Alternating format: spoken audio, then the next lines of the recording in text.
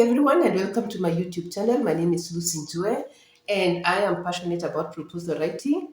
And I have a mission. My mission is to empower nonprofits, and especially the professionals and the founders of nonprofits, to attract donor funding by equipping you with skills and providing you with the resources that you need for you to write award-winning proposals. And this is aimed at really empowering you to achieve your objectives and to have greater impact in the community. So thank you very much for joining me. For those who are new, feel very much welcome. Today, I'm going to be talking about 5 best practices that will help you to, do a good job when it comes to proposal writing. And on to my first point, number 1, only respond to proposals that you are qualified for, or that are not just qualified, that are a good fit. So actually, only respond to proposals that you are a good fit. So what do I mean by you're a good fit? Not all calls for proposals, or not all donors fit your portfolio. Not every proposal is worth responding to. You have to be able to have a way of filtering what to respond to and what not to respond to as an organization. And many organizations have come up with tools to help figure out whether to go for a proposal or not, what they normally call to go for or not to go for. I have also developed a tool that can help you to figure out whether to proceed with a proposal or not. So you can check it out. I'll leave a link below. But the most important thing is understanding, the donor requirements, your needs as an organization, and seeing whether you fit. And the questions we ask ourselves here is: do the donors' priorities, objectives, and mission, do they match with you as an applicant, with yours? Are they in line? Are your values in line with the donors' values, so that you do not have conflict? So asking yourself some of those questions, tough questions, um, asking yourself what are the chances of winning is important. What is the probability? Who are your competitors? So the first step is critical. And in my proposal writing course, I go into deeper length to explain how to figure out whether a proposal or a call for proposal is a good fit. But it is important that we respond to proposals that we are a good fit, so that we use our resources wisely. Point number 2, ensure you meet the eligibility criteria before you start working on a proposal. This sounds rather obvious, but it is not. Ensure you meet the eligibility criteria. Write down the eligibility criteria and examine it thoroughly and tick. I've had situations where an organization responds to a proposal that they completely do not qualify. So, say for example, the donor is looking for a community-based organization that is involved in advocacy work, and they are very clear it has to be, maybe registered as a CBO or an faith-based organization. But then here you are, maybe you are a private organization and you want to respond to such a call. You automatically do not qualify. I mean, that may sound rather obvious, but yeah, there are many donors have long criteria that you need to check yourself against and confirm that you meet all the requirements. Some require you to have cost share, and therefore that means you need to have some money, to inject to your project. And at times, for some, they may not even want to have, what we call in kind cost share. Maybe they want the actual money cost share. Sorry, for those who do not know, cost share here means that you are required to contribute some amount of money to the project as an organization. So the funder could say, you're going to fund 70% of your project, the other 30% you have to fund. So in that case, you must have some cash, either in kind or actual, for you to proceed with such kind of a proposal. So ensure you meet all the eligibility criteria, and that requires you to read and reread, as I keep saying, your call for proposal and the proposal guidelines. The other good best practice is to always plan take adequate time to plan and design your project. Taking time to plan and designing your project.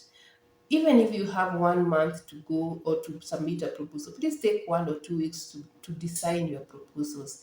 Designing makes it very easy when it comes to writing. And designing, I mean here, understanding your problem, your solution, your objectives, and how they relate to one another and how they are connected, and having a very clear picture of how you're also going to do them, to measure your outcomes and your impact. The whole issue, understanding who is going to be involved in the implementation phase, your staff requirements, whether you need to work with partners or other kind of associates, figuring out all those things without having to write them, just visualizing the whole project and how it's going to work and how all the different components are connected is critical, is very important. Understanding your theory of change, and this is where I always recommend that you do a design workshop. It doesn't have to be a huge workshop, could mean just sitting down in your office with your staff, but sitting down and strategizing and getting to understand the different components of a proposal, and just putting it in a simple framework that will guide your writing. That's very good practice to always implement in your journey to writing proposals. So my other practice, which I've already alluded to, is actually developing a writing framework for your proposal. Please, please, please, please. If you hear nothing out of all this, what I'm talking about, take this home, develop a writing framework for your proposals. And I think this is actually applicable for everything you write. If you're going to write a book, the first thing you want to do is to have a framework. If you're writing a report, you want to have a framework, something to guide you. Otherwise, you're going to be lost. You start writing and you lose your direction because you don't know which is chapter one, which is chapter two. So the same thing, the same concept applies. Always, always, please have a writing framework to guide your proposal writing journey. And also, it really helps you to think through all the components, at first, without rushing into writing. It helps to communicate also to the rest of the members, especially if you're writing as a team. Just helps you to get organized. And being organized is important when it comes to writing proposals. The other good practice is always to have someone to review your work. I am one person who writes a lot of proposals, but I cannot review my work. Yes, every time I sit down with my proposal, I'll review it, I will improve on it, but I always need someone external. There are things that you cannot see because you're the originator of those ideas at times. So it is important for someone to review. The other thing, especially when you're writing for someone else, or like when I write for clients, they need to review and make sure that what I have communicated is actually what they would wish communicated. But as a standard, it's important for someone to review, someone apart from the person who wrote the proposal, to review and make sure that all the components are well connected, to review the grammar, to review, the theory of change, the budget that it is connecting, speaking to the narrative proposal, and especially that, because that is also another major issue in many of our proposals. You have a budget with items, budget and form, but those items, some of them are not reflected within your proposal, or within the proposal, the narrative proposal. There's so many things that are left out that are not budgeted for. So it's important that there's someone external to review.